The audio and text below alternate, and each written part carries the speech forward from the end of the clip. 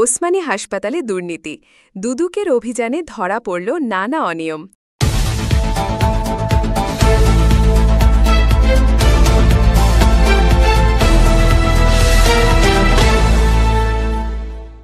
সিলেটের Osmani medical college হাসপাতালে দুর্নীতি দমন কমিশনের দুদকের অভিযানে বেরিয়ে এসেছে নানা অনিয়মের চিত্র। দুদকের সহকারী পরিচালক মো আলমগীর হোসেনের নেতৃত্বে পরিচালিত এই অভিযানে দালালদের দৌরাত্ম্য, রোগীর টিকিট ও পরীক্ষা নিরীক্ষার নামে অতিরিক্ত ফি আদায় এবং জরুরি বিভাগে অব্যবস্থাপনার মতো গুরুতর অভিযোগের সত্যতা পাওয়া গেছে। সোমবার ৯ সেপ্টেম্বর ২০২৫ পরিচালিত এই অভিযানে দুদকের দলটি হাসপাতালের বিভিন্ন বিভাগ পরিদর্শন করে। এ সময় তারা দেখতে পান দালালরা জরুরি বিভাগ থেকে শুরু করে বিভিন্ন ওয়ার্ডে সক্রিয় রয়েছে। তারা রোগীদের ভুল বুঝিয়ে বিভিন্ন বেসরকারি হাসপাতাল ও ডায়াগনস্টিক সেন্টারে নিয়ে যাচ্ছে। এর বিনিময়ে তারা মোটা অঙ্কের কমিশন নিচ্ছে। দুদকের সহকারী পরিচালক মো আলমগীর হোসেন জানান, এক নম্বর অভিযোগ হচ্ছে অপরিচ্ছন্ন রোগীদের অপরিষ্কার ও পরিচ্ছন্নতা ব্যাপক ধারণ করছে।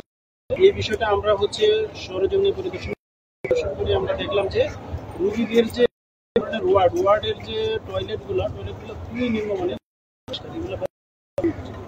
এখানে হচ্ছে রোগীর সাথে যারা যাবে ভালো সুস্থ মানুষ তারাও সুস্থ হয়ে যাওয়ার অবস্থা।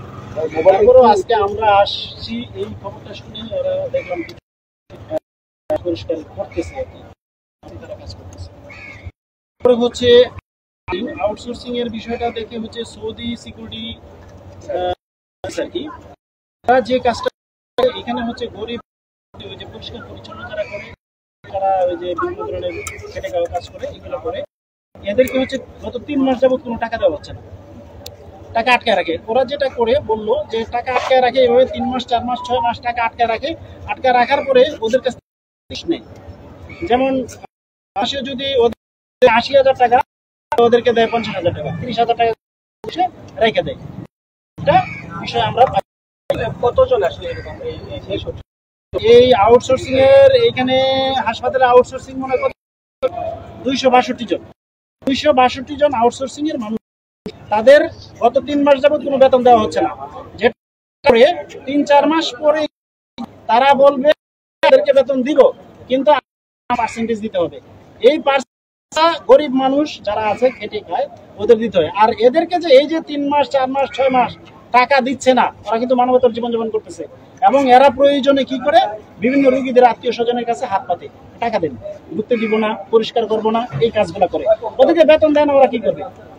তারপরে হচ্ছে আমরা বিষয়টা দেখুন খাবারের বিষয়টা গিয়ে দেখলাম যে বিভিন্ন কেবিনে এবং বিভিন্ন ওয়ার্ডে যে তারা খাবার দেয়, খাবারের নির্ধারিত যে মেনুগুলো আছে এতে অনেক কম দেয়, নির্ধারিত মেনুর চেয়ে অনেক কম খাবার দেয়। এটা আমরা অন্তত পক্ষে 8 থেকে 10 জনকে জিজ্ঞাসা করে এই সত্যতা পেয়েছি। তারপরে হচ্ছে ঔষধ যে এখানে বিতরণ হয়, ঔষধ সরকারিভাবে আসে আর বেসরকারিভাবে লোকালি কিন্তু ক্রয় করে।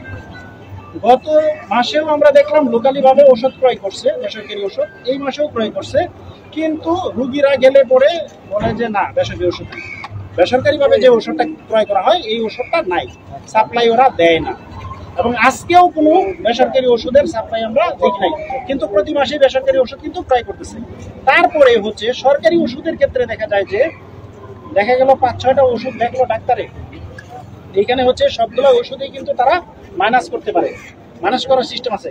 কিন্তু রুগীকে যদি তারা 2টা ওষুধ দেয়, রুগী কিন্তু বলতে পারবে না যে আমাকে সবগুলো ওষুধ দেন নাই কেন, কারণ রুগী তো আর কম্পিউটারে দেখতেছে না যে সে সবগুলো ওষুধ মাইনাস করতেছে। রুগীকে বলবে যে আমার এখানে 2টা ওষুধই আছে, বাদ বাকি ওষুধ নাই। এটার একটা সিস্টেম আছে দুর্নীতি করার। এছাড়া হচ্ছে বেসরকারি ওষুধগুলো তারা সাপ্লাই না দিয়ে বাইরে বিক্রি করার একটা অভিযোগ আছে, এবং এটার কিছুটা সত্যতা আমরা পাইছি, কারণ তারা ওষুধগুলো ডেলিভারি করে নাই। গত 10 দিন আগে একটা বেসরকারি ওষুধ ডেলিভারি করছে, কিন্তু প্রতি মাসে ডেলিভারি ওষুধ কিন্তু বেসরকারি ওষুধ কিন্তু তারা কিনতেছে, সাপ্লাই আছে। তারপরে হচ্ছে অ্যাম্বুলেন্সের একটা বিষয়টা হচ্ছে একদম গুরুতর। তারা যেটা করে, গত মাসের আমরা হিসাবটা নিলাম, গত মাসে হচ্ছে অ্যাম্বুলেন্সের গাড়ি নাম্বার হচ্ছে ৭১০০৫৯, এই গাড়িটাতে তেল ঢুকানো হচ্ছে ৩৬,৭২০ টাকা, কিন্তু গাড়িটার ইনকাম হয়েছে ১৮,৭০০ টাকা। লস হইলো আরো 18,000 টাকা। এখন তারা যে যে জায়গায় লেখছে, লক বইয়ে লেখছে যে আমরা হাসপাতালে গিয়ে দেখি যে দালালরা অত্যন্ত সুকৌশলে কাজ করছে। তারা অসহায় রোগীদের টার্গেট করে এবং মিথ্যা তথ্য দিয়ে তাদের কাছ থেকে টাকা হাতিয়ে নিচ্ছে। এর ফলে রোগীরা যেমন আর্থিক ক্ষতির শিকার হচ্ছেন, তেমনি সঠিক চিকিৎসা সেবা থেকেও বঞ্চিত হচ্ছেন। এছাড়াও দুদক দল দেখতে পায় যে হাসপাতালের টিকিট কাউন্টারে রোগীদের কাছ থেকে অতিরিক্ত ফি নেওয়া হচ্ছে। বিভিন্ন পরীক্ষা নিরীক্ষার ক্ষেত্রেও একই ধরনের অনিয়ম হচ্ছে। নির্ধারিত মূল্যের চেয়ে বেশি টাকা আদায় করা হচ্ছে, কিন্তু রোগীদের কোনো রসিদ দেওয়া হচ্ছে না।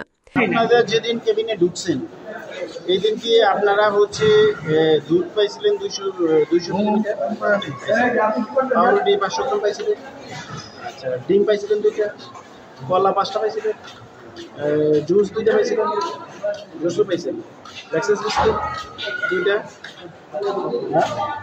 জুস তো বলেন জুস তো পারবেন 70 টাকা বলেন, সমস্যা নেই বলেন, আপনি যে বললেন সব পাইলেন, একটা পাইছেন, দেওয়ার কথা ছিল 2টা কিন্তু দিছে একটা।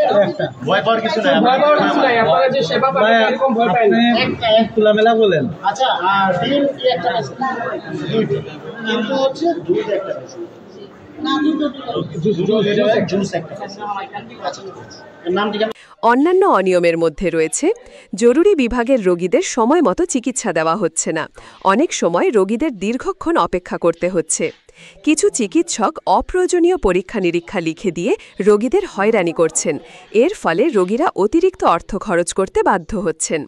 হাসপাতালের কিছু ওয়ার্ড ও টয়লেটে পরিষ্কার পরিচ্ছন্নতার অভাব রয়েছে।